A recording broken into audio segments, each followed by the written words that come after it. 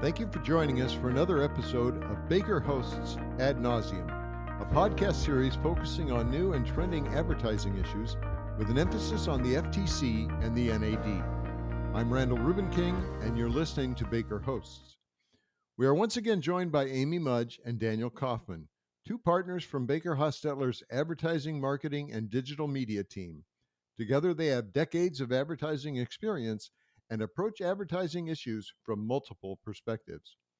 On today's episode of Ad Nauseam, Amy and Daniel talk about the use of demonstrations in ads and how they have been considered by the FTC and NAD.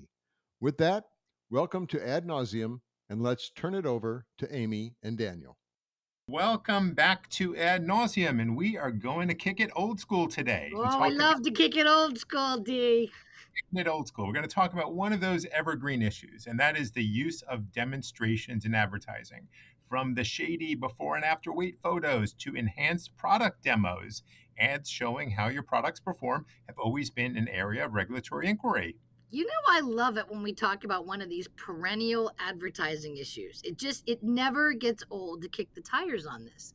It's a classic. You have a great product, you want the world to see it in all its glory, but perhaps at times you got to take a few editorial steps to highlight that glory. And there have been lots of interesting cases in this area. But first, I want to talk about a different kind of demo. Now, I've been watching this really fun trend on TikTok, which I spend far too much time watching, but they've been showing kids with Gen X parents asking their parents to demonstrate how they danced in the 80s. And the music being played was Bronski Beat's Small Town Boy. It is a really fun viral trend showing sort of 40, 50 somethings dancing to Bronski Beat. And it got me thinking, what is the 80s song that would also always get you running to the dance floor, Amy? Okay, my children have not brought this TikTok phenomenon to me because I know they would know I would embrace it with a fury. I'm going to respond to a question with the question, Daniel. The better question is, what 80s song wouldn't get me rushing to the dance floor? All right? If I had to pick one, I'm an alt new wave girl, so kind of anything in the New Order, Depeche Mode, Erasure kind of genre. I do also love Girls Just Want to Have Fun. That got me up at the gym the other day, and so did Pump Up the Jam. So I'll throw a couple of those out there as well. How about you? So a few key ones for me. Yaz's Situation, to this day, one of my favorites. You got Dead or Alive, You Spin Me Round. Again, an amazing song. And finally, I'm going to mention two songs by the amazing artist Shannon, who didn't get enough credit in the 80s. Let the Music Play and Give Me Tonight. Those were always some go-to songs for me in the 80s. Amen. Amen. And we both have an affinity for Madonna. Oh, yeah. Duh. That's a duh. Oh, my God. Yeah. I got to refocus. All I want to do now is have a dance party. All right, but let's get back to it. Let's kick off the product demo episode with the overarching theme here that's going to guide us. And that is, if you're using a product demo, it has to accurately depict how the product will actually perform. And it's got to depict how the product will actually perform under normal consumer use. So it can be deceptive if the demo was altered in a material way, such that it exaggerates the product performance, or if it was tweaked in a way that it doesn't show you how consumers actually use the product. Yeah, it's interesting. When we decided to do this topic, the first thing I thought of was the kid cases, the flying helicopter that only flew through the use of hidden wires and unseen people, or the ballerina doll that was shown pirouetting on one toe unassisted in an ad.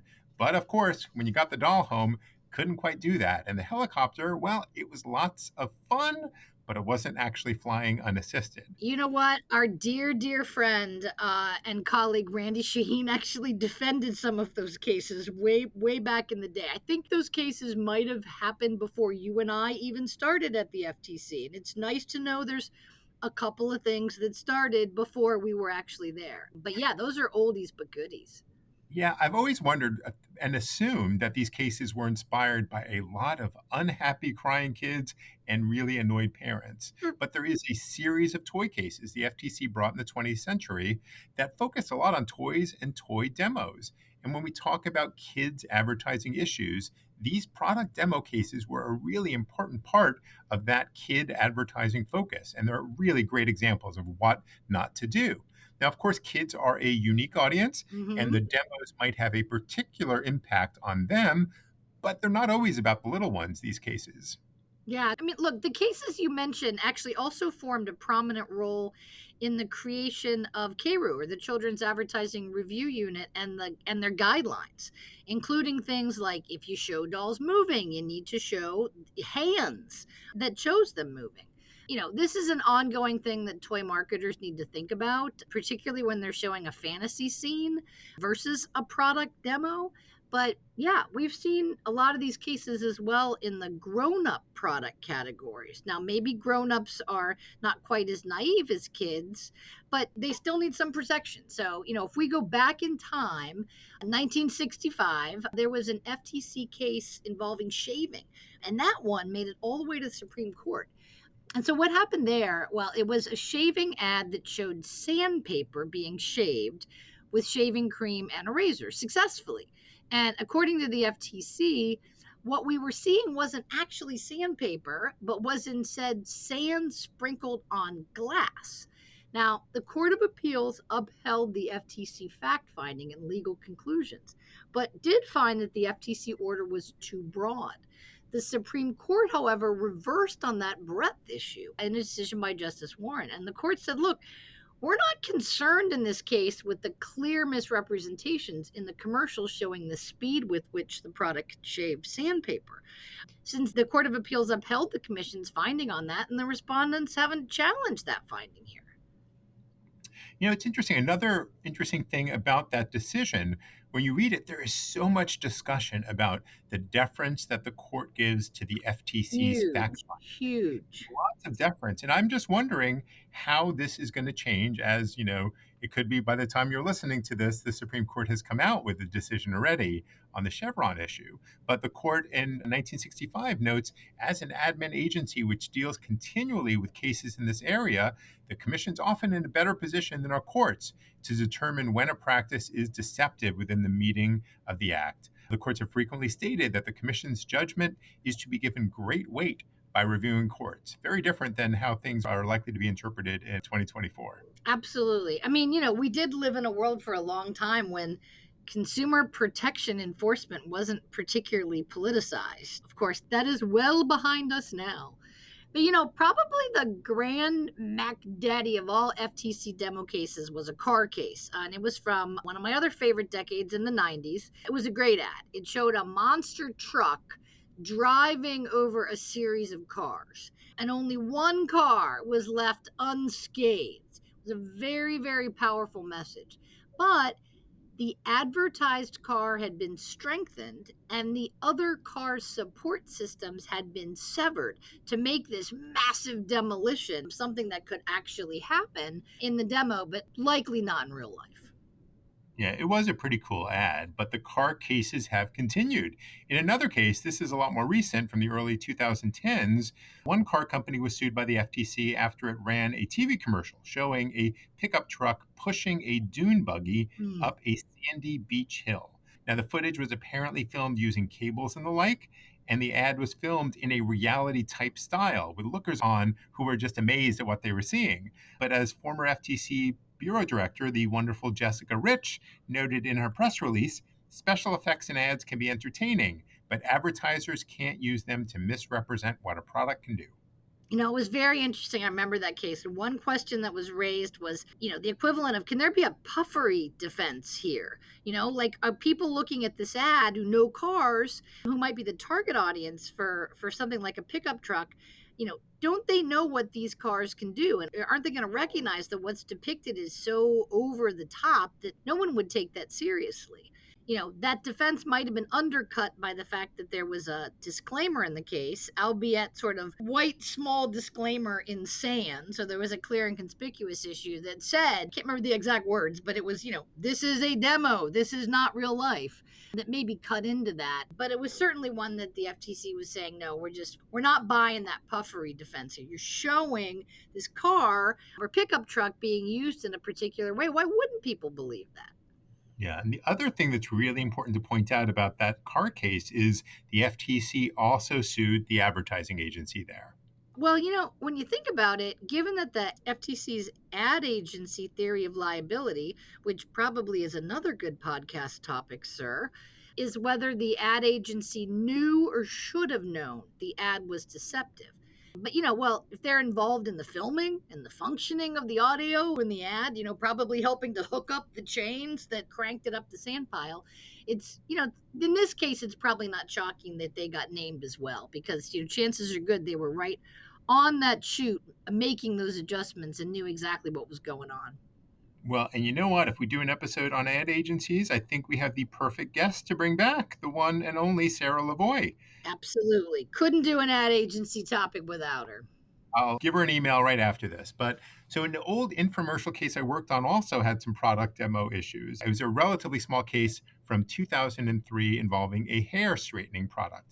The FTC sued them for a range of deceptive representations, as well as mail order rule violations, and one count specifically alleged that the before and after depictions and photographs in the infomercial ads implied that the system treatments caused hair, including tightly curled hair, to be substantially relaxed in a single application. So lots of different product categories have been the focus of these demo issues. But Amy, of course, this is not an FTC exclusive. What have we seen and are we seeing from NAD when it comes to demos? Daniel, I need a moment to recover. I'm thinking about all the hair straightening products I have bought over the years in a desperate attempt to tame my unruly mane. Especially in a DC summer, there's nothing you can do. I'm telling you, we live in a swamp and it is not kind to thick hair.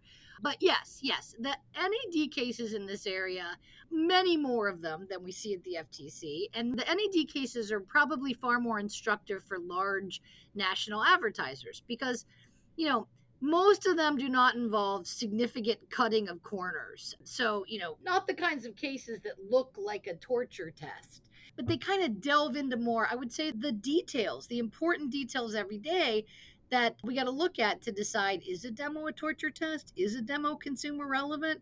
And a lot of times what we see, and we see this in tons of cases, does the science that we have match up to what we're showing in the demo? I recently blogged about a very recent case at NAD involving deodorant. And that was one where the advertiser had some great science that its product reduced sweat. But the demo that they showed no sweat at all appearing on a gray t shirt after a vigorous workout. And the NAD said the testing didn't match up to this. The testing looked at sweat after sitting in a hot room, or other testing looked at people who were exercising, looked at how much sweat was on a pad that was touching the armpit, but not looking at fabric. All right. No, of course. Again, it's like summer in DC. Summer in DC. It's a schwitzy, sweaty environment. But the testing didn't look at fabric like a t shirt. So the key is really making sure that the testing you have does match up squarely to what you're showing in the demo. Of course, it's not exactly real life. Time is going to be compressed, things like that. But you still need to make sure that science is a good proxy for what you're showing. And then there were some of my favorite cases involving mascara. Some of them involve face creams as well, that showed a famous celebrity or a model. And the question in those cases wasn't a puffery thing like we saw in the car case at the FTC, but it was whether a demo was being shown at all. So whether when you see, a kind of makeup, a kind of face cream, and then you see a beautiful face of a spokesmodel, is that just the face of the brand, or is showing the spokesmodel showing a demonstration of how well the product worked on this celebrity's face? And in one of the mascara cases, the model was wearing the advertised mascara, but she also had lash inserts included. And the claims in the ad were that the mascara was going to give you 8 times more volume than bare lashes. And, there was a disclaimer that the lashes were enhanced post-production, but at issue there was whether you could disclaim that in any way. NAD said no, NARB disagreed. But, in even deciding whether something is a demo can also be an issue. So, and you bring up a really good point there, Amy. And before we say farewell, because I hate saying farewell, we would be remiss if we didn't talk a little bit about AI and how the use of AI has the potential to bring far more attention to the issue of product demos. We are, of course, seeing AI being used in a lot of commercials, but AI can certainly be used quite easily to enhance product demos in a way that is highly believable. Yeah, that does worry me quite a lot. I mean, it is certainly something to watch, and it's certainly something when you're working with your ad agency and putting parameters around what they can and can't do with AI. And a lot of the focus is on, is on copyright issues and other IP issues. But to really, really take a hard look and put some parameters behind whether you can use AI at all in connection with the demonstration. But we don't have a long list of do's and don'ts here, but to wrap up, it's pretty simple. Don't use deceptive demos. Don't assume that people are going to understand it's a puff or it's not reality. You got to come into it with the assumption that at least some reasonable consumers are going to look at what you're showing and think that that is a demonstration of how the product will in fact work. If you want to try to go in a way that it's not a demo, it's something that's totally outlandish, you really have to take steps. Don't be subtle in a case like that. You've got to really make it clear this is not a demo. You got to make sure your science matches your demo. I know we said it, I'm saying it slowly again. And then make sure that your demo is consumer relevant. We didn't talk through examples of this, but you really do have to make sure that how those users are using your product in the demo matches how you instruct consumers to use your product, but also how consumers actually do use your product if it's different from how they're directed. And then with, these AI tools being so readily available and so good, you can imagine countless scenarios where there's an interested in making, the teeth whitener even whiter, or the slimming effects even more pronounced. So this is definitely an area to remain focused on and make sure you know when and how visuals are being enhanced. As a lawyer, you've got to ask those questions. Don't assume what you're seeing in a demo is actually what happened. And if so, you got to work your way through if you can explain this to avoid a misleading takeaway.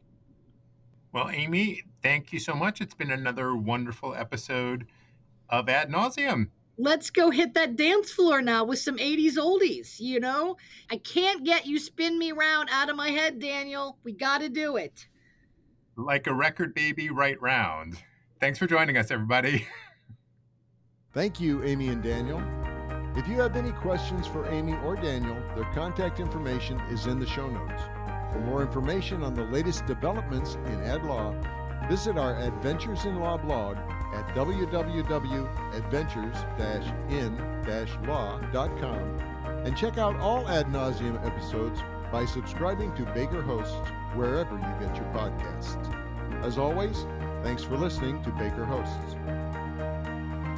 Comments heard on Baker Hosts are for informational purposes and should not be construed as legal advice regarding any specific facts or circumstances. Listeners should not act upon the information provided on Baker Hosts without first consulting with a lawyer directly. The opinions expressed on Baker Hosts are those of participants appearing on the program and do not necessarily reflect those of the firm. For more information about our practices and experience, please visit bakerlaw.com.